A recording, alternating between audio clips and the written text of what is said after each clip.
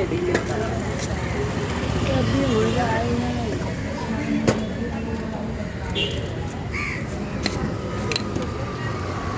और ये लॉक कितना में मिलेगा? कौन सा लॉक? तो लॉक से हाँ 500-600 में रहेगा। लेके आएगा कल? देखते रहोगे पैसा तो मैं लेके आके रखूँगा। कल लेके आना है मैं लेके आऊँगा, फिर बाद में माल पड़ा तुम बोलोगे नहीं नहीं और माइक डालवाया तो तू क्या देगा? ये सवाल नहीं हो रहा है, सवाल ये हो रहा है कि पैसे की लेके आना पैसे की टंकी। बंद करना।